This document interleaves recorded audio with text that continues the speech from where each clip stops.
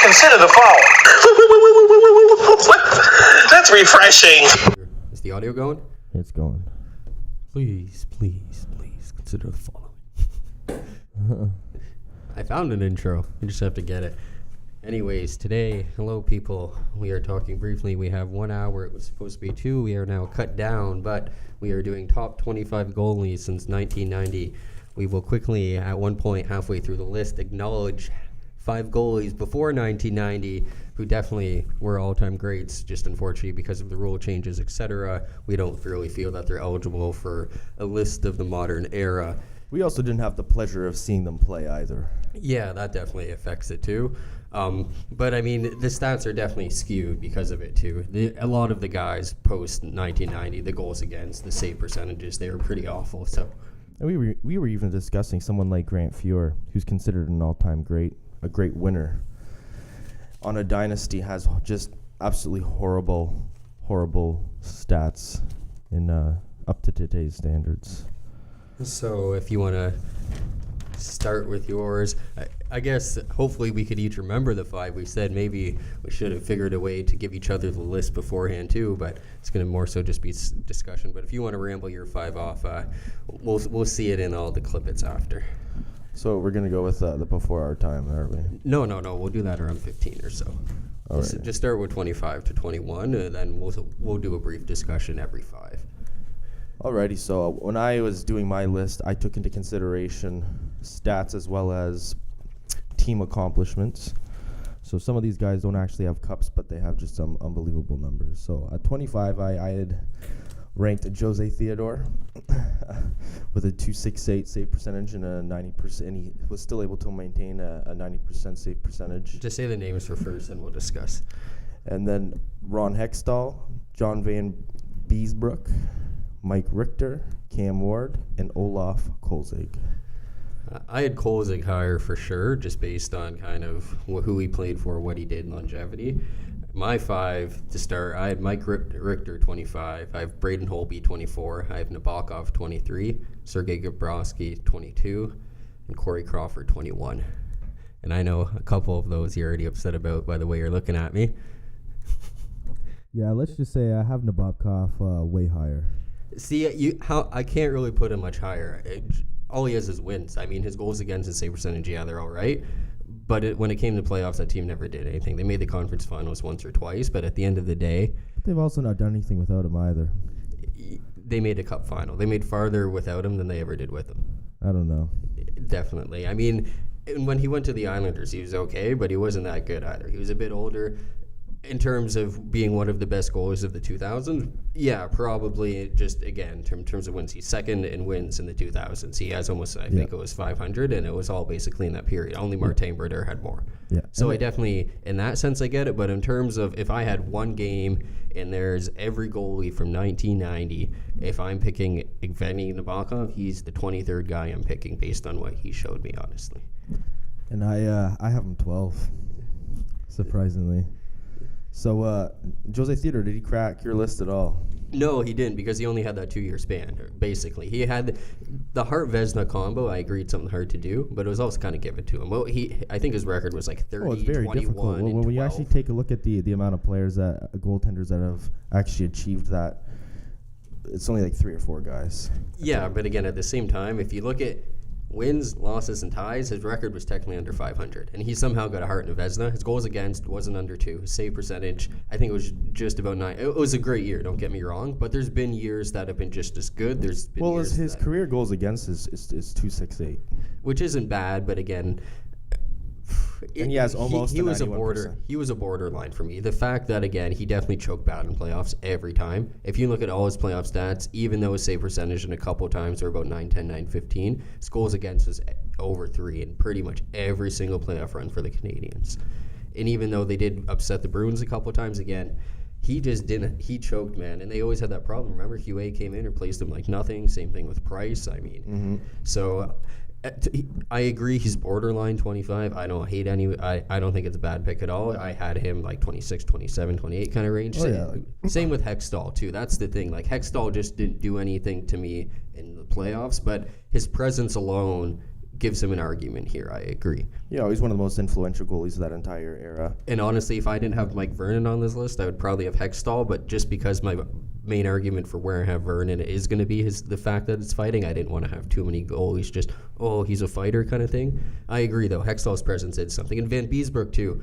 The only reason I didn't have him is because I have Richter.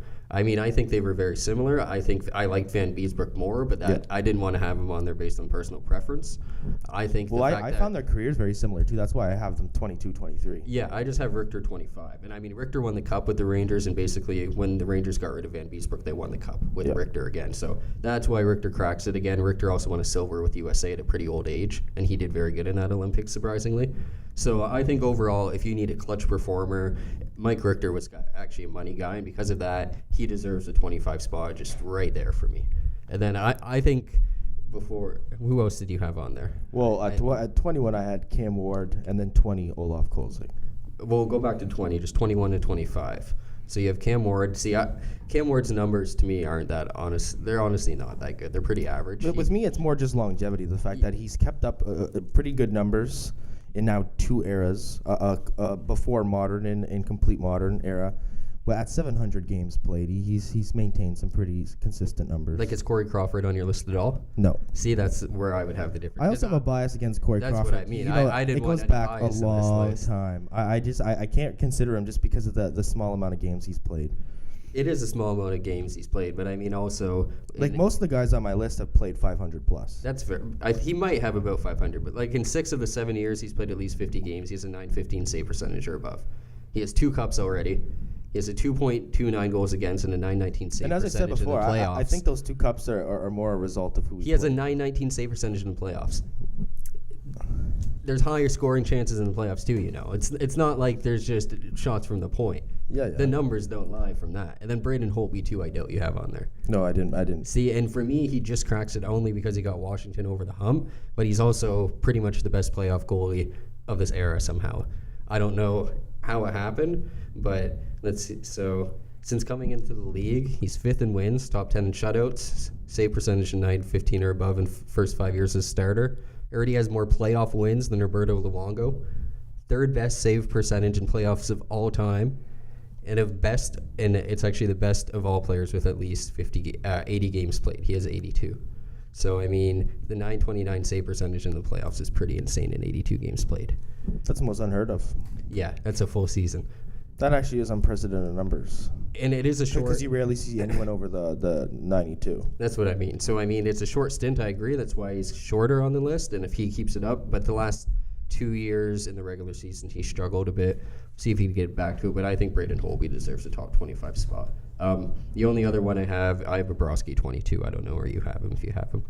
No, I didn't add him either. I just 2 Vezinas. I agree that at this point in the NHL, he's probably 1 or 2.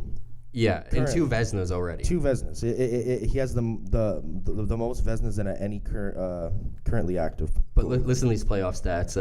3.49 goals against, 5 in 14 win-loss record, save percentage under 900. That's also a franchise that hasn't gotten past the first round. Yeah, but still. So, I mean... 3.46 goals against, man. Perhaps that'll change this year since they just... He has 1 good Olympics, but if you want to move on, we'll go 20 to 16. Or you could start with that one. All right, so I got Mike Vernon 20. I have Ryan Miller 19, Pekka Rinne 18, Mika Kipper 17, and Tuukka Rask 16. Not a bad list. So from 19, I have Thomas Vokoun, 18, Kari Lehtinen, 17, Sean Burke, 16, Nikolai Habibulin, 15, Pekka Rinne. Oh, you're supposed to go 20 to 16. So you'd have Kolzig. But I already did 20, so the next 5. But yes, I have Thomas Vokoun, Kari Lehtinen, Sean Burke, Nikolai Habibulin. All right, stop there. I have Habibulin about the same spot. We'll discuss him last because of that.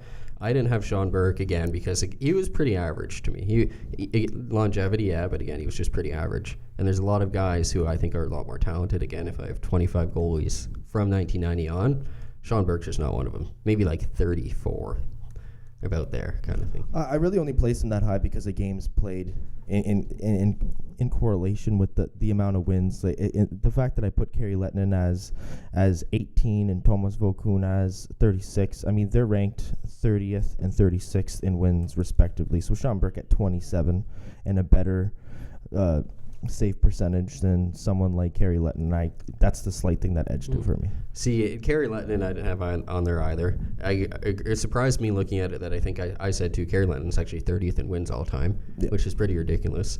And he also played on an Atlanta team, which was awful for a while. And I think he got them playoffs the first time. He was a very talented goalie, don't get me wrong. But again, it's the playoffs thing. Every single time he made the playoffs, man, his goals against was like 2.7, save percentage hardly 900. It seems like when this guy had his moments to shine, he kind of failed. And because of that, I didn't want to put him on my list. Additionally, he only had about 6-7 good years kind of thing. With Dallas, he was all right. He kind of had the starter, but they were looking for a goalie a lot of the time too when he was there. He had injuries. For me, it was hard. Vokoun was probably the hardest one for me to leave off this list because I do love stats. Yeah, his save percentage is insane. It's in the Olympics, and his goals against for goalies in that same era, it blows them out of the water.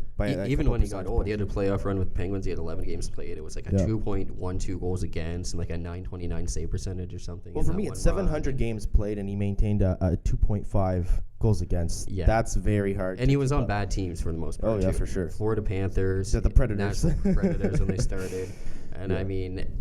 There was, I think it was the 2010 Czech Olympics too. He was the older too, but I think he played 5 games and he had like goals against under 2, and again, super high save percentage. Vokoun's definitely one of the most underrated goalies of the era. I agree. Oh, for sure. And I left him off mine too just because he doesn't have the accolades. And I even remember trying to trade for him usually in like the early NHL games just because he was ranked like 86. He was cheap as hell, and I could flip him for like a decent player and a draft pick. What about Kolzig, though? You have him 20. I have him higher. I won't say where I have him yet, but I have him higher. I just see Kolzig, again, it's like Vokoun in the sense that I think his numbers might be a bit inflated because he just faced a lot of shots, and that's why I guess I left Vokoun off.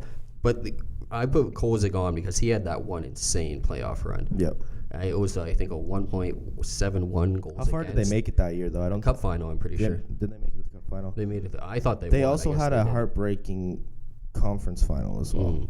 So that's what I was also thinking of. Oh, it could have been that one too, but he had a significant. I think he had 20-some games played, like 21. That's why I thought it was the Cup final. But maybe it probably was that year because there was a couple runs that he led them on. Yeah, but he was definitely clutch. Germany too in the 04 World Championship. He was their best player for at least 15, his numbers 20 years. His numbers in the 04 World Championships were amazing. Oh, for sure.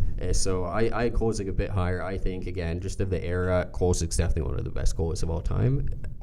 Will he make the Hall of Fame, or I don't know? Maybe just because where he's from. I remember even you and I 5 years ago saying like Ole Kolzig for like there was many years. I think it was 3 years in the NHL. He averaged the most shots per 60 minutes. And what about Mike Vernon? Do you have him?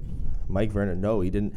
The thing is he was very like you said, close to Mike Richter for me, and Mike Richter only kind of edged him out because of the slight stat difference. See, Vernon makes the list for me, and he's even higher than Richter because I agree Richter had better stats overall, but Mike Vernon, Calgary Flames, he's probably second best goalie of all time, maybe of all time. Him or Kipper, debatable. He stole games for Calgary. I'd still edge Kipper in that debate. Most people probably would. Additionally, Vernon has a Conn Smythe.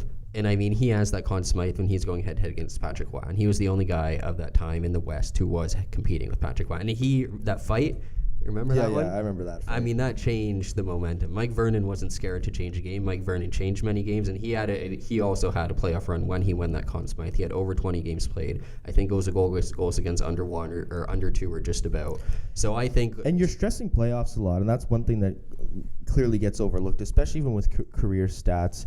I mean, goaltender is the most important position in hockey. When you think about how many forwards there are, how many defensemen, there's hundreds of players in the league, but there's only 32 starting goaltenders. Yeah, exactly. I mean, you are the cream. You have to be the cream of the crop. You have to be a top athlete to be a starting goaltender. So the thing is you can't win a series in the NHL these days without solid goaltending. And I mean, it tips the scales left to right. And when a goalie gets hot, they can make that full run for you, especially if they're doing multiple times. I mean, Vernon really on the one really deep run, but again, the Red Wings were always competitive. He was going against guys like Patrick Roy, and he was doing a good job at doing it. So I think of the era, Vernon, debatable top 20, top 25 kind of range, especially mainly because of that fight too. That helps so much. Because like I said, I would have put Hextall on there if Vernon never would have done that, honestly, probably. But the fact he had that to support him too, I'm like, at least I could kind of bring that up for someone. Who else? I have Ryan Miller 19. For me, that's a longevity thing too. He was very consistent for the Sabres. Sure. Do you have him on your list? Oh yeah, but he is much higher. Yeah, so just on numbers alone, I think we'll come back. I'll let you rant about him for the numbers are almost untouchable. Then I pick a Rene 18 if you have him.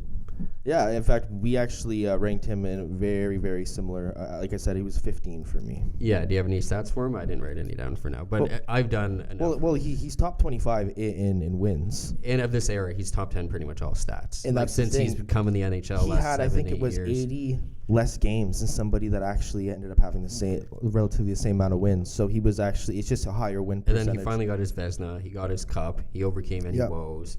So consistency too. And he has nearly a 92% save percentage. Yeah. Which is, if you're anywhere above the 91, you're usually a top 10 goaltender. And if you talk to guys in the locker room too, they all love Pekka Rinne. There's an article on the, I think it's The Athletic of Shea Weber, or Ryan Suter, I think it was, Ryan Ellis writes it. Yes. Talking about Pekka taking clappers from Shea Weber. And they're all like, what's he doing? They're like, it's Pekka.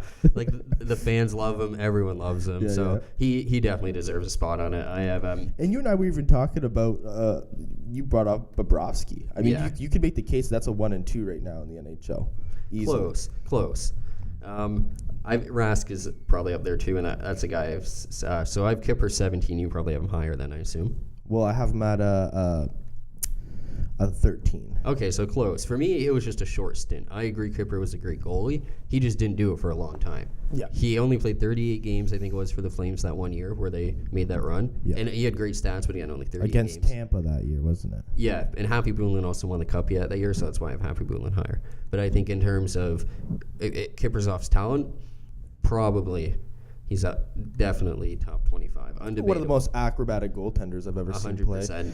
He could stretch from post to post. His crease movement. He was definitely almost like a Dominic Hasek style, but he kind of had more of a butterfly. In the lockout year too, he had killer stats. I think he played for wherever he played, Joker or wherever it was. His stats were insane. It probably hurt him a bit. Again, he came in older, flexibility. Then his goals against started going up a bit, but he was pretty consistent too. Even his second last year, I think he had like a .915 save percentage.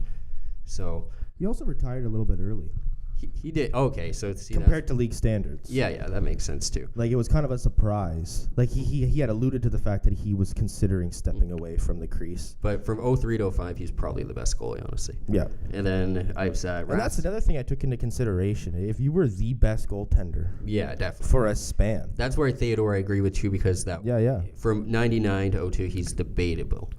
Which means if I'm going based off that criteria, you can make the case that I slighted Tim Thomas. I put Tim Thomas pretty high. Because, to be quite honest, to have 2 years that are the prototypical best year for a goalie, like cleaning out all the hardware that a goalie can possibly win, including even the Lester B. Pearson Award. Even you just saying that, I'm moving Thomas up a spot. Yeah, I mean, to win the Jennings back-to-back years, Vezinas, Cups. I mean, it's very hard to argue with someone like Tim Thomas. In fact, it's definitely almost an insult that I have someone like Cam Ward and Mike Richter, Van Beesbrook without Tim Thomas. You don't even have Tim Thomas on the list? No, Tom Thomas really? is not on the list. Yeah, wow. On the list. Wow. It was just too few games. Yeah. I don't think he even eclipsed 400. I'll try to pull it up after, because he wasn't one I wrote a paragraph for, but it doesn't matter. What he did for that period, it was unreal. When we finally get to Dominic Hasek, I mean, like, I'm kind of arguing against myself, because at the same time he had a very, very short window as well. Yeah. Well, yeah, no. Hasek's was longer. But he only became a starter at 27. Yeah. Oh, that's fair. And his Blackhawks year weren't that good. And then I have Rask at 16 too. You have Rask on there? No, I don't have Rask. I'm pretty sure he has the highest save percentage, or he's top 3 of all goalies since he's entered the NHL. Rask, even in the playoffs too, similar. He doesn't have the cup yet. I honestly just don't think he qualified due to the lack of games played. He has like 600 now. He has to, at least. It's been since Thomas has left that he's been the starter at Boston. He's probably, to me, if I had one goalie in the NHL off the top of my head every time, he's one of them I'm for sure going to. And I think he's more talented than Pekka Rinne in terms of what he could do, in terms of him being able to steal one game from you. You think so, In terms of being able to steal one game. he's a guy who he can make 48 saves with robbing you with glove saves and doing this and that. And Picca, don't get me wrong, he probably can do it, but he's more of a guy who's going to let in 2, save 38, and is the kind of best performance kind of thing. So I just think Tuukka's a guy who could completely 100% take over game, and I'm pretty sure he's also had a year with the goals against under 2. It was like 1.9. So full season played? Yeah. So that alone, that stands to me. Who else did you, from 19 to 16? Is there anyone you wanted to say anything about?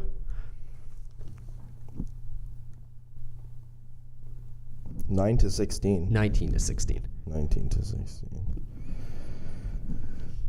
No, I was going to bring up the Nikolai Habibulin Cup win, but you already did that. I have him at 15. So you have him at 16. 16. So, like I said, I only have him one above Kipper because he did win that cup and they went head-to-head. His stats in the playoffs are basically just as good as Kipper. And I only have him so low because he only had like 3 or 4 good years as well. It was basically like, I think, 99, 01, 02, and then that run. And then he just kind of became pretty average. But for the time he was good, the nickname the Bulin Wall was super accurate. Extremely accurate. His pucks didn't go past him. He stopped a lot of stuff. Did he make amazing saves all the time? No, but he saw the puck amazingly. Did Nikolai Habibulin have a Conn Smythe? I think Brad Richards won that Conn Smythe.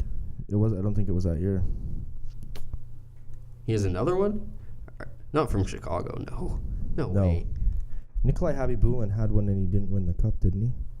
Are you sure? Well, for who? This is stuff you should... You should search that. It just popped in my head. Nikolai Habibulin. What about... Conn Smythe? In the meantime, 15 to 11, who do you have? 15 to 11. All right, so as I already said, Pikarene is at 15 for me. Then I have Nabokov. Then Kipper, and then Jonathan Quick. Quick at 11?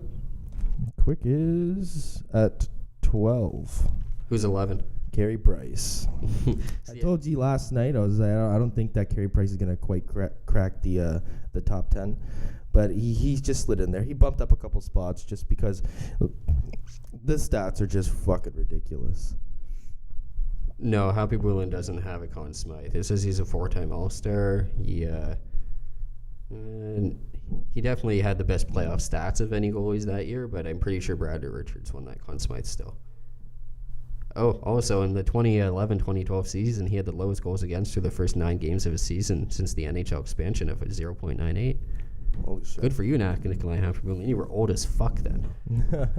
That's what you see too with a lot of these guys who actually were more talented. They'll have random stints. Even a guy like Ron Hextall, he had his best year towards the end. Guys like Mike Vernon too, they had their best years towards the end, where the rules were probably becoming more favorable towards goalies. And also because of that, that's why I left a guy like Cujo out. Because to me, Curtis Joseph, he never had any one specific year that really stood out to me at all. He played a lot of games. He played for a lot of good teams. He never did very good in the playoffs. He never did very good for Team Canada or anywhere. Curtis Joseph was just a guy who was there, and if you had him, he was all right. But his goals against, he would let in 3 goals for you, 4 goals. He was still an adequate last line of defense. I mean, the fact that you left him off and he broke a top 10 for me, that's a little... Yeah, but you left Tim Thomas off. Tim Thomas has a cup, multiple Vezinas, Jennings, goals against Deers under 2, save percentages 928. And he came in the league very, very late. He was content in playing overseas. And then my 15 to 11, like I said, Habibulin, I have Chris Osgood 14, Olaf Kozik 14, Olaf Kozik 13, J.S. Shiger 12, and Jonathan Quick 11 as well, actually, ironically. I was thinking J.S. Shiger because he won the Conn Smythe without winning the Stanley Cup. He did, and he had multiple playoff runs again. And he was with Anaheim, I believe. He did, and I only have him so high because he not only had the one playoff run where they won the Conn Smythe and he didn't win, but he had also had another playoff run with very similar stats, goals against right about 2 or just about, I think it was 2.06 the year they won, and it was like a 1.5 the year they actually lost. Save percentage through the roof both years. J.S. Shiger was clutch as fuck when he had to be, and his consistency through, I think it was 2001 to 2007, he was definitely one of the best goalies in the NHL in terms of wins, save percentage, goals against everything. Made Team Canada multiple times. He was one of the top 3 goalies in the nation for sure. So J.S. Shigera definitely deserved a top 25 spot for me. You don't have him on there? No, I don't. See, probably because he played for the Leafs. And because he robbed us in the one Ducks one too, and that's I couldn't go by any personal preference. I even debated Jonas Hiller because Jonas Hiller, his stats were definitely adequate.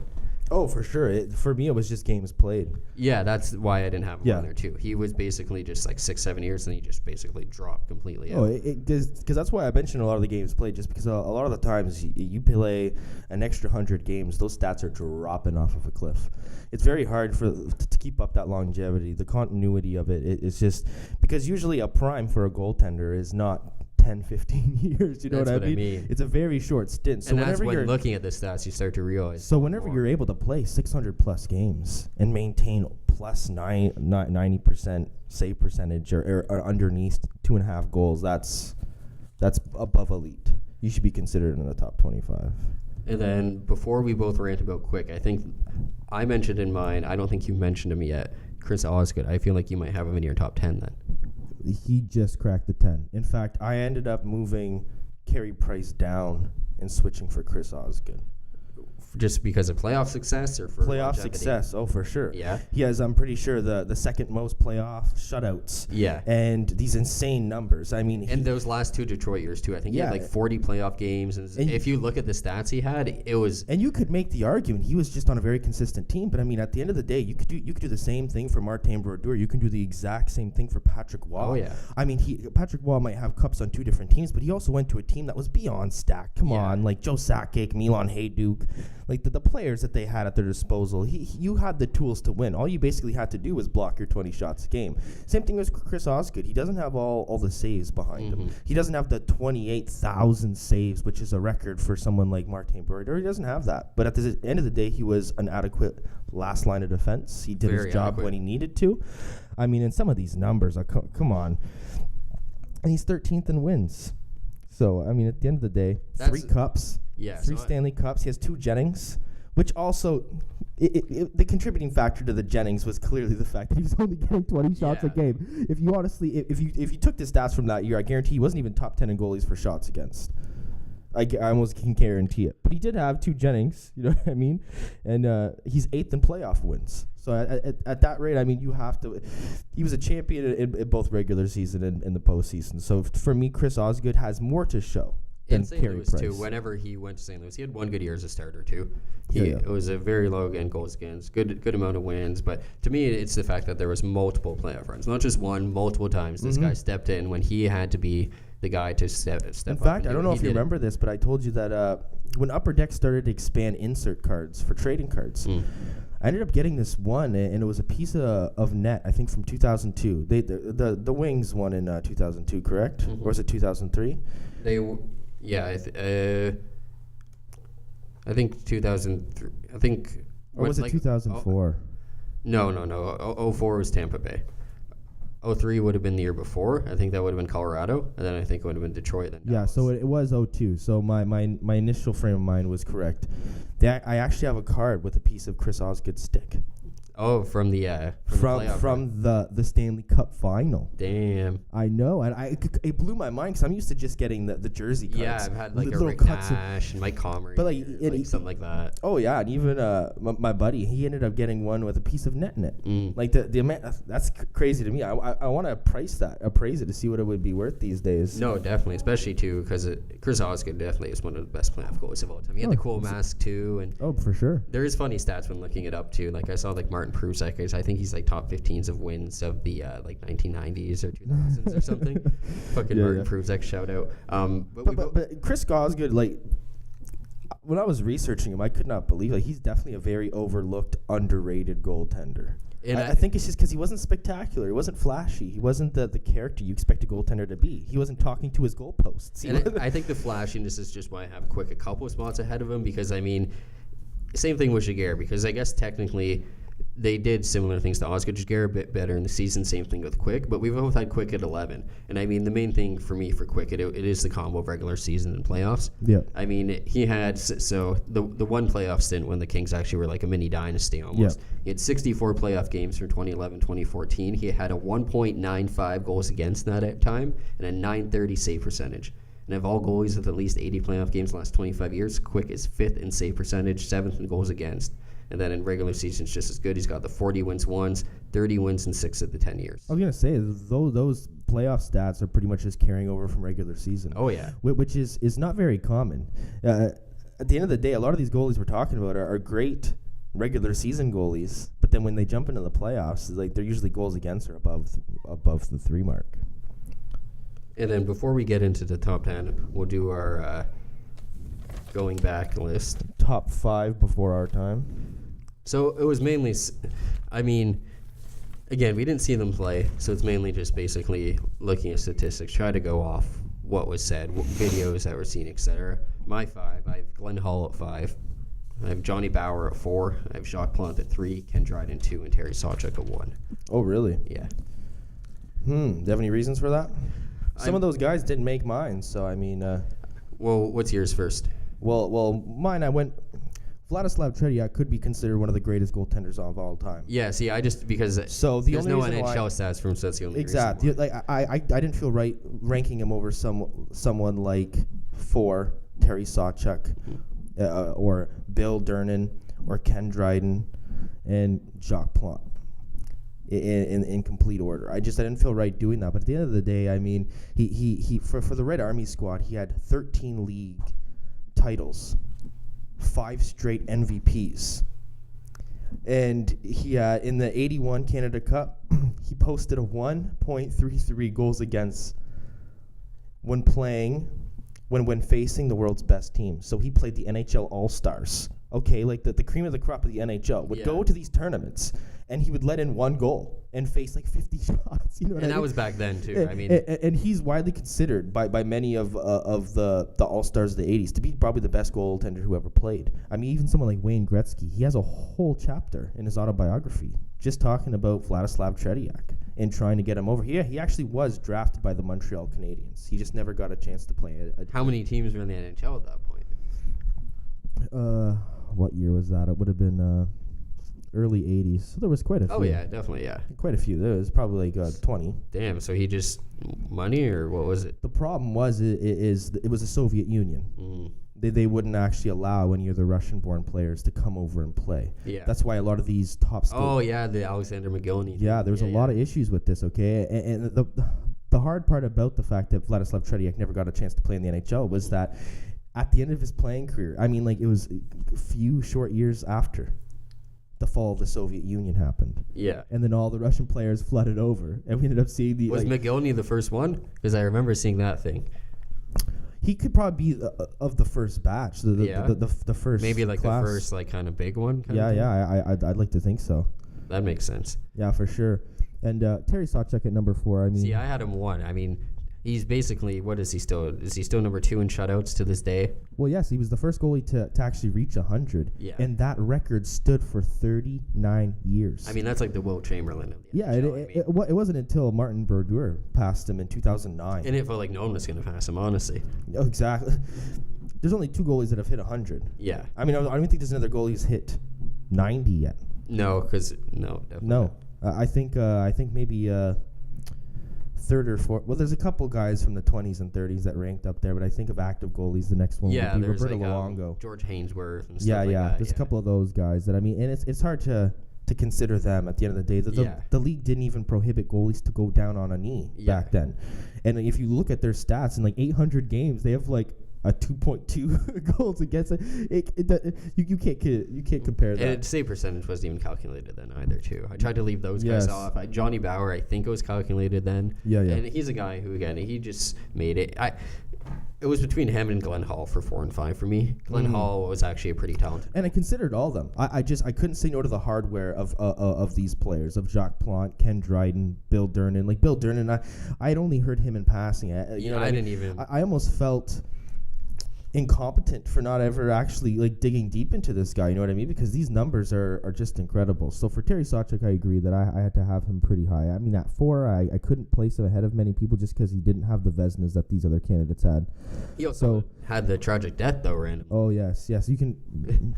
I don't even remember what happened. What was it? They were wrestling at. He was wrestling with one of his teammates, and then he ended up getting like something in the kidney.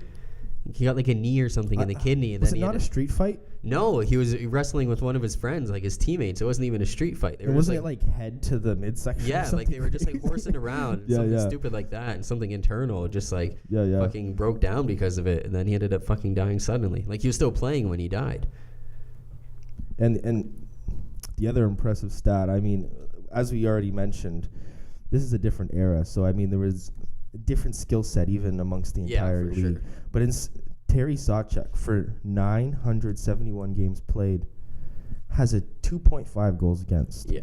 That's pretty impressive. He also has a 51 Calder in his trophy case. He has 4 Vezinas, 4 Stanley Cups, and a Lester Patrick trophy. Yeah, I mean, that's pretty significant. Very significant, especially when you actually look at the dates in which he won those trophies. It was like a 8-year span, which is kind of funny because that seems longer than like a guy like Ken Dryden, because he only had like the 7 years. Oh yes, he had very short career. Very short career. Ken Dryden, it was short lived. But then you have so many guys based on longevity. But then when we go back to the olden times, it's just like, man, Ken Dryden was so fucking good. Well, the fact that in that time span he ended up winning 5 Vezinas and 6 Stanley Cups. Yeah, you can't deny those numbers. I mean, and a Calder to enter and a Conn Smythe. I mean, and his numbers look like fucking Pickera and A's today. Yeah, at the end of the day, not a lot of goalies have Conn Smythes. Yeah. Almost no goalies have Conn Smythe. There's a very short list of goalies with Conn Smythes. For sure. Tim Thomas. You're never going to let me live that down. There's proof now. There's going to be a podcast up here. So I just can't believe that. Tim Thomas is so good, man. Oh, he is, for sure. The funny thing is you and I would play like the old NHL games, and you could actually find him on like SM Liga teams and everything else. Well, he was how old when he entered? Like pretty much 30. He was 30-something. I mean, maybe between 32, 35. But the thing is, when he started seeing the puck, he started seeing it so good, too, because even in the AHL the year before he entered, he fucking murked it, man. He's almost... It doesn't make sense to say he's a faster Jonathan Quick, but he covers the bottom of the net as well as Jonathan Quick. I mean, he takes away the entire bottom. Like that, the style of butterfly he plays with is one of the most impressive styles, in my opinion. And before we move on, I'm just going to give a shout-out to Quant Hockey as I'm Googling the Tim Thomas stats, because that's the one I like to look at the most. It's the most aesthetically pleasing, I would say. The other ones are a bit hard to follow if you're looking for certain apparently stats. It's extensive stats that I apparently missed right the fuck over. Well, it's good because right over my head. It goes in international stats, too. It says their accolades that they won. It says even, like, Joker titles and stuff like that. Shout out to that. And that's also the place I'll go if I'm looking. And let's say I want to say NHL goalie stats last 8 years. You could do that. And what's that? Quant Hockey. Oh yes, I was on there for just you the could do all-time literally rankings. pretty much any number of years. When I was working for Fanside, I used it constantly. It's honestly one of the most reliable sources, I would say. But to shout out to Bill Durnan, I said I didn't really know who the hell this guy was. Yeah, no, same thing. But he played 7 seasons in the NHL, won 2 Stanley Cups, and won 6 Vezinas. I mean, and they awarded the Vezina. What year was that? Oh my God, 50s, 60s. Okay. So I mean, it's still relevant enough. But the fact that you played 7 seasons and you won 6 Vezinas, and the Vezina wasn't voted on by the GMs of the league like it is today. It was awarded to the goalie who allowed the least amount of goals. So I mean, that's domination at the highest level. And Jacques Plante, just to end it off with, he played 800. Yeah, I have him at 2 as well. He has 837 games played with a 238 goals against, which is just retarded. He has and he has a record 7 Vezinas. He has a Hart Trophy as well. And the crazy thing is, too, there's such a discrepancy between the goalies, too, because you actually had to be a ballsy motherfucker to be a good goalie back then. No mask. Yeah. That's what I mean. You're literally just staring at the puck the whole time. And a lot of people herald Jacques Plante as the first goalie to wear a mask. That isn't actually true. He was the first goaltender to wear a full mask.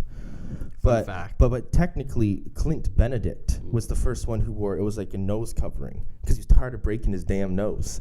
So there's pictures of this really ugly like mask thing just covering half of his face. But yeah, Jacques Plante was technically the first goalie to wear a mask. And then your number 1 you had. Well, that was my number 1. Okay, I had one was Jacques Plante. I had Sawchuk 1. Yeah, sorry. Yeah, and Sawchuk for me was just the 4th because Ken Dryden dominated for too long, and the fact that Bill Durnan, there was no one better than him while he played. So I mean. Yeah, so just to clarify, I had Terry Sawchuk 1, Ken Dryden 2, Jacques Plante 3, Johnny Bauer 4, Glenn Hall 5. That was my list, sorry. And Hollenbauer probably would have been like 6-7 for me, to be quite honest. I looked at them quite a bit. It's just I couldn't put them. And then moving on to top 10, we'll go two at a time. So I have Marty Turco 10, and I have Tim Thomas 9. Holy. So two similar goalies, and I only have Thomas higher because of the accolades that he did it for longer. Two kind of small goalies as well. Definitely two smaller goalies. Marty Turco was arguably the best goalie after Ed Belfour left. They had that cup run with that. I would say from probably like 2000 to 2000. And he was also the last of a dying breed. I mean, whenever you look at goalies coming into the league, they're very oversized men. They take up large parts of the net. They're just 6'2" and above. I mean, Marty Turco was maybe 5'9". Yeah, and I mean, in terms of, for me, it was talent. Yeah, for sure. Well, you have to have talent when you have to compensate for that lack of size. Yeah, like again, it's just the fact he could steal games so many times for people. It was the saves he could make. It was Marty Turco is definitely one of my favorite goalies of that era. Oh, he's one of my favorite as well. I just couldn't put him in. It was a short stint. That's why I couldn't put him higher, but I definitely feel like in terms of what I've seen from goalies from that, Marty Turco is definitely top 10. I mean, you don't make Team Canada consistently being a guy who isn't at that level. Even if it was for a short stint, I think it was, again, I think 3-4 years, I would say Marty Turco is definitely a top 3 goaltender. Well, that's deserving. I just said I couldn't put him top 10 with all the other goal. Where did you have him on there? Didn't have him on there at all. At all. Are you trying to tell me Sean Burke is better than Marty Turco? For me, it was just the length of the career and the fact that he had so many wins in that time. Yeah, but he's so Marty Turco over Sean Burke. I mean, if you have one goalie, come on. I'd probably pick Marty Turco. I'd 100% pick Marty Turco. But are we doing the eye test or the stat test? It's a combination of both. I find the stats kind of overpowered it a little bit. That's fair. I mean, that's me just trying to shove my list down your throat. Because numbers don't lie, right? Like, I deliberately ranked my number one a little bit different than you, just so we'd have for the sake of debate, because you could argue either way. I mean, there's one clear cut, you know what I mean? That's why I'm not going to be debating you an NFL GOAT or anything, but for goalie GOATs, I think it's going to be an interesting conversation. So for my 10 and 9, I went Chris Osgood and then Curtis Joseph. Curtis Joseph only because he's 5th in wins, and he maintained a below 2.5 goals against. I mean, when you look at all these other goalies from his era, he did 2.49. Oh, that's better than I thought. That's a lot better than I thought as well, because he is also top 3 in losses. Yeah. But he also played so many damn games. To be 5th in wins, that's impressive to me. Definitely. So we've already ranted about Osgood. So Tim Thomas, just so you know. Just to lay it on me again. In terms of what he won, he obviously won the Stanley Cup. He won the silver medal at the 2010 Olympics too. We know, like you said, he has the Vesnas and the Jennings trophies. But then when he actually started getting good, so like I said, the AHL, his first year, is 43 games played with Providence. He ends up putting up a 1.84 goals against and 941 save percentage in 43 games. 941? Oh, my God. Yeah, it's the AHL, but still. I need some help picking up my jaw. That's what I mean. Lockout year goes to Joker. Same thing. 1.58 goals against, 946 save percentage. And then wonder why he was so comfortable overseas. Yeah, comes into the NHL, has a couple mediocre years, but still 917 save percentage first year. Then he becomes Tim Thomas 0708. So 244 goals against, 921 save percentage. 2.10 goals against, 933 save percentage. 2.5 goals against, 915. 2 goals against, 938. And then 236, 920. Really? Yeah, and then I mean the playoff stats too. I mean, like I said, the Joker year too. He was when he went overseas for the lockout year. 12 playoff games, 1.83 goals against, 938 save percentage. And then the year the Bruins won it, he had 25 games played that playoff run, 1.9 goals against, 940 save percentage. And the year before, too, he had a similar run, too. So, I mean, to say Tim Thomas isn't a top 25 goalie. When those are some of the best goaltending years, probably. Yeah, definitely. In the history of the game. And he was so different, too. He was more like Marty Turco, but better. That's why I urged him at Turco at 9, because the fact that Turco is actually able to play for Team Canada, which is definitely the best. Well, I see a lot of Jonathan Quick or rather, I see a lot of Tim Thomas in Jonathan Quick. They're just so good down low. They're so good side to side. They're very quick. They're acrobatic. He's constantly sliding all over the place, awkward positions. a lot of dexterity in the way with their body movements. They can contort their bodies in weird ways. Like Tim Thomas would just come. Like, you remember watching that guy play a lot of the times in those playoff series? He would come right out of the damn fucking crease. That's what I'm saying. He would challenge those shots. I mean, he was definitely good with his angles. He understood the position well. And he loved just being a little shit. So I mean, yeah. And then, who's your 8-7? My 8-7 is Ryan Miller 8. Marc-Andre Fleury 7. We have Fleury in the same spot. I have him at 7 as well. And then I have Carey Price 8. So Carey Price too. Carey Price made my 11 only because he has so far to go. He doesn't have his cup yet. I agree. He has so far to go. He could be a top 5 with what I've seen by the eye test alone. That's why he could be a top 5. It's the fact that he just steals games anytime. Yeah. He's a robot. He's mechanical. He is so fundamentally precise and fluid with his motions. I mean, you said it yourself. He has some emotional moments, but when you watch the game, there's not a single facial expression. There's nothing from that fucking guy. He is just zeroed in, focused, and it translates very well. His stats are just gaudy as hell. I mean, I can't even put it into perspective because his stats are even better than the goalies in this generation itself. You know what I mean? Like, just based on averages, like the top couple guys, their stats are pretty much the same. They kind of. He plays in one of those high pressure environments too. Does he crumble sometimes? Yes. Oh, for sure. It's a hard market. It's the center of the hockey universe. I mean, look at Leafs goalies. I mean, no one has done what Carey Price has done for the Canadians. Well, you could argue that Toronto's a harder place to be a goalie, but Montreal is probably like second. Yeah. You know what I mean? Like it's right up there. Behind. No, not at all. I mean, you know what? Ottawa's probably number 1, but we don't have time for that right now. Well, probably the inconsistency. I mean, we were searching for a goalie for 20 years. You know what I mean? Patrick Lalime. Yeah, shout out. Marc-Andre Fleury 7. I mean, his regular season sometimes is hit or miss, but it's the combination playoffs, the longevity, the fact that the Vegas Golden Knights. Because you could point to some playoff series, like say against the Flyers. Yeah. Where I mean, he had like probably a 4.5 goals against. Those were crazy series, though. Oh my god! Oh, I agree. Some of the best series of all time, probably. I agree. Like some of my favorite, honestly. Like what, 2010, 2011 for anyone who hasn't seen. I think it was 2010, 2011. Yeah, so crazy. The one day on the suggestions on YouTube, it said a full game. I'm like, fuck, why not? Yeah. And I think it was like 10-8. Yeah, that's like a playoff game. I mean, there was a couple empty netters in there, but at the same time, like it was like 7-6 regular strength 6-4, goals. Yeah, there was probably at least like 14. That's pretty insane for me. But at the end of the day, like you said, he also has stolen some series, and multiple.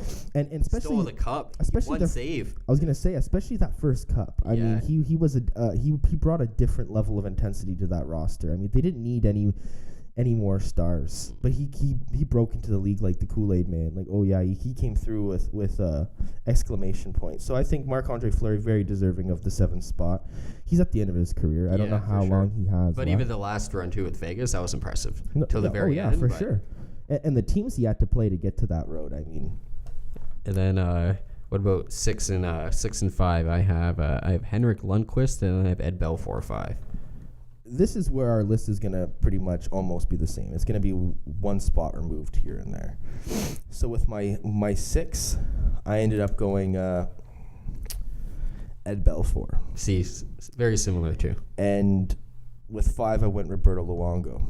Now, Roberto Luongo was probably statistically better than the number 4 guy who I have ranked, but he's lacking the hardware. That's almost an insult to such a great career. I mean, definitely. Roberto Luongo is 3rd in wins.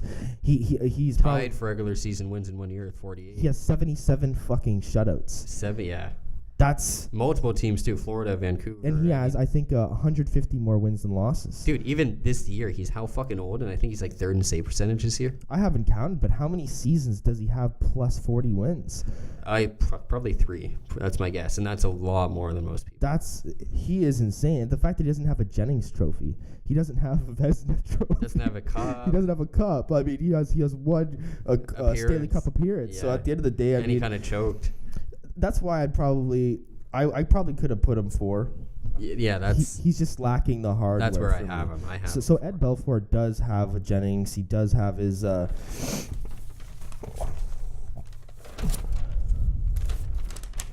Ed Belfour has 2 Vezinas, 4 Jennings, a Stanley Cup, and a Calder. Yeah. So, I mean, he has the hardware. And even whenever you look at the numbers, he was actually a statistical twin of Martin Brodeur when they were playing. Like, there was years they had identical numbers. You could, if you just took Similar away playing style too. If you literally just took away the picture and the name, you couldn't distinguish whose stats they were. So, I mean, to have an equal on that level, like Martin Brodeur could be considered the best of all time. So I think that Ed Belfour definitely deserved a top 4 consideration. I had basically Luongo. I only put him at the 6 because he is lacking in some of the more flashy stats. Is Lundqvist your 4? Lundqvist is my 4. See, so basically 4, 5, 6, we agree. When I made my list, I had 4 to 6 in slashes for Belfour, Luongo, and Lundqvist. That was probably the hardest positions for me. Yeah, and Luongo, for me, it's just very the fact slight longevity. It's funny, I didn't favor longevity so much in this list until right there. Yeah. It's the fact that Luongo has done it for so long. Same with Lundqvist, too. That's why it's so high. The fact that every single year this guy's coming up, putting up 920 save percentages left and right. He was a staple of the New York Rangers for a decade. And you could argue he deserves more Vezins than he has. He currently only has 1, but he's been nominated for 6. Wow, 6 Vezins. So, I mean, only when it's been pretty tough. I mean, we haven't Best seen era, too, probably, for goalies. Yeah, we were talking about that. Like, just average numbers compared to what they used to be. Goalies are definitely a lot more skilled these days. But Henrik Lundqvist, he has the 12 most games played. He has a 240 career goals against. And he has the 11th best save percentage at 919. Yeah. And that's, almost a 92. And that's probably in almost 1,000 games played. Yeah, 848. Exactly. He has the exact same amount of games played as... Ed Belfour has a few more. But even 63 shutouts, it's still top 15 rank. Yeah. I mean, and like I said, too, there was rarely a debate over the decade if Henrik Lundqvist was the guy for the Rangers. It was always just yes. He was like a wall. He was like a Happy Bulin, but for 10 years instead of 3. And that's where Lundqvist ranks supreme, even though he didn't get the cup. And some Roberto Luongo stats for you. He's second in games played. He's 44th in goals against. I mean, you can't blame him with the second most games. Florida, too, for so long. So it's a 2.51. Yeah. Not horrible. It's still ranked 44th, but he has more games to show for it. Yeah. So, I mean, if he played 100 less games, he'd probably be like a 240-something. Save percentage. Easily. And save percentage, he has the exact same as Lundqvist. And he's ranked 919, 8th. wow. Yeah. 919. That's so, for the second most games played, 1,032. That is incredible. Just moved into third all times in wins. Yeah, and he's third all times in wins with the 484, but he's also second in losses, 9th in overall shutouts, because like I said, there were some guys from the 20s and 30s who different. But if you actually just condensed it down to modern era, he'd probably be It third. is funny I leave Joseph off this list, but if we're probably comparing anyone from 2 eras, Luongo and Joseph is probably a very easy comparison. Yeah. Very, like the saves they make, everything. Luongo just bigger, I would say. And the fact I put Ed Belfour 6, he could probably even be in a 4 mark. I just think that Lundqvist and Luongo are probably more... Yeah, Ed Belfour 5s. They're probably just more skilled than what he was, to be quite honest with you. They're just better athletes. Yeah, and I agree. The numbers do project and reflect that.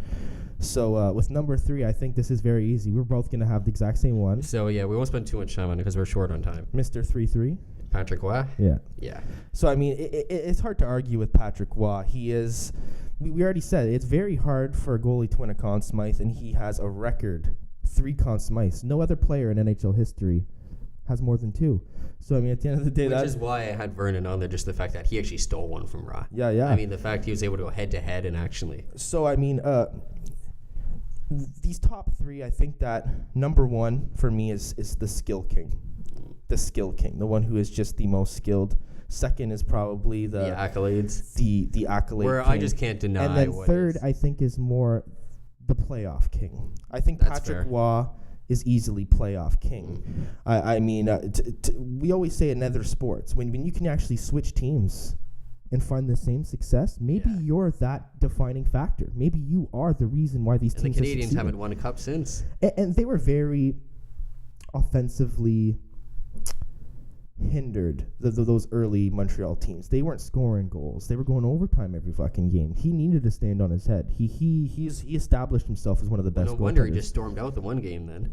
Oh, yeah. But Imagine you're just holding shit together, then just one time everything's going to break. It's like, you fucking suck. And they refused to pull him. It was after like the 7th or 8th goal, and he's like, oh, I'm done. He went right up to him and said, what was it, Guy Tremblay? Who was the goal? Charbonneau, no? No, I think he played with Charbonneau. Oh, okay.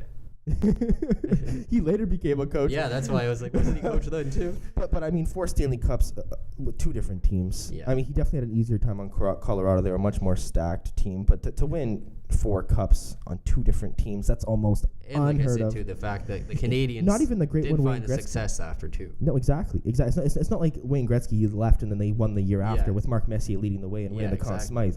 I mean, at the end of the day, like, not even the great one, Wayne Gretzky, the best player to ever put on skates, could win a cup with another team after he left his dynasty. So, I mean, Patrick Roy is definitely the playoff king with 5 Jennings trophies, 3 Vezinas, 3 Conn Smythes.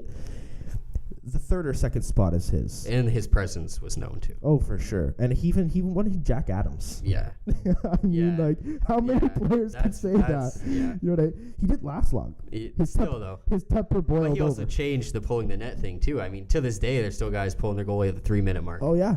They're doing just it. aggressive as fuck. It's a new norm. I love it. Yeah, same. I had a tweet in like 2011 when Willie Desjardins for the Canucks wouldn't do it. I'm like, he's not used to this new coaching style, just like ranting. You gotta be with the times, man. Yeah. But again, short on time, so I'm And number 2? 2-1. I mean, I have Hasek 2, Brodeur 1.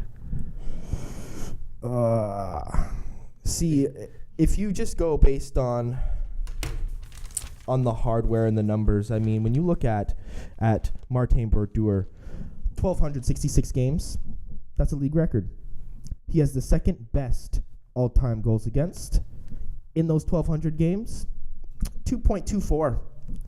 Yeah. That's unfathomable. That isn't, I cannot grasp those numbers. Even where it's hard to say, because as skilled as Hasek was, does even a small skill difference make that much difference when Brodeur was pretty much just as good, honestly?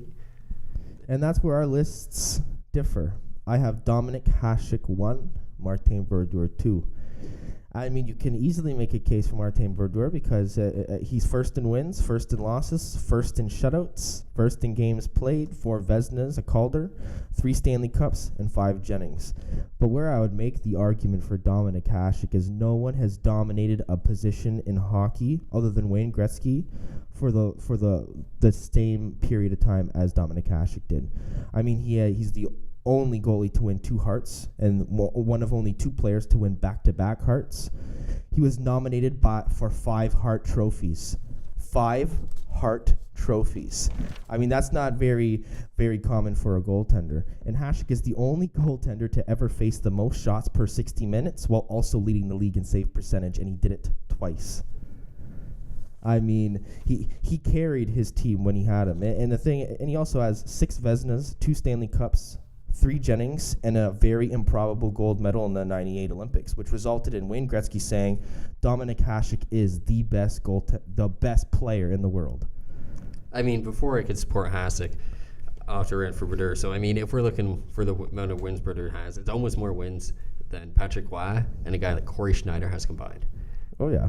Which alone is insane. And then he's won on every stage. He's won the Olympics, won the gold medal. So is Dominic Hasek. I agree. We'll get back to that. With less tools to work with. But he has 8 seasons of .915 save percentage or better, 7 playoff runs with goals against of under 2, and 8 with a save percentage better than .925. 8 playoff runs with a save percentage better than .925. And then despite struggling in Vancouver... They were also on a defensive juggernaut, though. Still, though. That ran the trap with save Ular percentage Morello. speaks large, though. I mean, for sure. Especially if you look at a Brodeur highlight reel, it's not like it was just a block or save every time. Yeah. Brodeur, there's a lot of breakaways, especially because guys like Scott Stevens were out of position so much from making those jumping hits. And then, I mean... They also had Niedermeyer, though, as well. So definitely. Then, I mean, he's also the only goalie with 2 goals, second in points. 3 goals. Only 2. And then he's second in points for goalie 2 with 47, 45 assists. Tom Barrasso, shout out, has more, 48 assists. But in hardware, he has 4 Vezinas, he has 5 Jennings trophies, he has 3 Stanley Cups, he has a Calder trophy, and he has 4 Stanley Cup appearances. So, I mean, that too, I mean, if we're going hardware for hardware, Brodeur stacks up for it. If we're going stat for stat, Brodeur stacks up, except he has way more wins. He does stack up because I think that when you compare the two, Brodeur has 5 Jennings. Dominic Hasek only has 3. But Dominik Hasek has 6 Vezinas in a matter of fucking 8 years. That doesn't make any sense. It was his trophy every year. You could write his name in that slot before the year started. And the fact that, like I said, he's the only goaltender to ever face the most shots per 60 minutes while also leading the league in save percentage. He carried his team. He had a Stanley Cup appearance with nothing. The Buffalo team, yeah. With nothing. And he has 2 cups. And he has 2 cups when he finally went to a team that could help him the fuck out. And I mean, no. And like I said before, he only started in the NHL as a starter at 27. If he would have started the same age as Martin Brodeur, we would not be having this discussion. I think Dominik Hasek would easily be the first because he would have the games played. He wouldn't be 24th ranked with only 735 games. He's the first ranked all time with 220 save percentage in nearly 800 games. Mac 220. That's retarded. Also save percentage. He's 92. A 92-2. Over a 700 and almost 50 game played career. That's insane. Also, he's ranked 6th in shutouts with 81 in that time. I mean, it's hard not to put Dominik Hasek as the skill king. The skill king, maybe, but again, I think this is a fair way to put it. I think that in his prime, Dominik Hasek was the best goalie to ever play. I don't think any goalie has ever played at a higher level than Dominik Hasek in that 10-year span. Fair. Ever. I don't think a goalie will ever play. I can support that. I mean, in the seasons he played at least 40 games. He had a goals against of over 2.3 only once. And he had 81 shutouts, which is second amongst modern goalies. He had a 41 season. He has 2 cups. And then in the Nagano Olympics, his performance. So, yeah, and he had a goals against under 1 in 6 games and a .963 save percentage. And Wayne Gretzky, the greatest player of all time, said, "That's that right there? Yeah. That Czech goalie over there? Best player in the world. I've never seen anything like it." And the fact, too, he's so old for Ottawa, doing what he did. But in terms of my favorite goalie, Dominik Hasek, would I love to put him number 1? Absolutely. But in terms of the fact that Brodeur went out there and he broke every single record possible, he didn't retire until he did it. If he would have retired without the shutouts record, if he would have retired with the win, something, then the argument to me becomes a bit easier. But the fact that he got every single thing he could, and no one's going to touch him anytime soon. He is the Wayne Gretzky of goalies. Or the Michael Jordan. I know what you mean. I think that's so fair. I mean, some of these these totals, even in modern day modern day standards, I don't think anyone will even be able to reach 1,300 games. I don't think anyone's going to be able to reach nearly 700 wins, the 691. I don't think so. I mean, we already talked about how Terry Sawchuk's record of, what was it, 103? 103, that stood for 39 years. Yeah. You know what I mean? So it's going to take a goalie to play over 20 some odd years to actually reach those totals. And at that point, I mean, could you actually still maintain a 91-2 save percentage and a below 2.3, like a 2.24? Yeah. Like you said, that's a very slim margin compared to Dominik Hasek at a 220. But I just think that Dominik Hasek, it was a short-lived career. He was riddled with injuries, and we even said he carried Buffalo to that Stanley Cup appearance, and he actually was battling a reoccurring injury that he had even in his time in Ottawa, a groin injury. I mean, that could have kept him out, but it didn't. He ended up winning back-to-back Hart trophies in that span. So, I mean... Anyways, on that note, I have to go to work, so we're going to wrap up. You guys can have the rest of the debate on your own. I'm sure some of you will rip into our list a bit, especially with mine being a bit more recent. No Grant Fuhrer, no Bill Ranford. A lot of guys probably. I mean, with no Tim Thomas. I'm not regretting it. But anyways, that's it for now. We'll be back later, hopefully with some trade deadline content. Otherwise, stay tuned. Consider the following episode 1 sports content. Sun suck.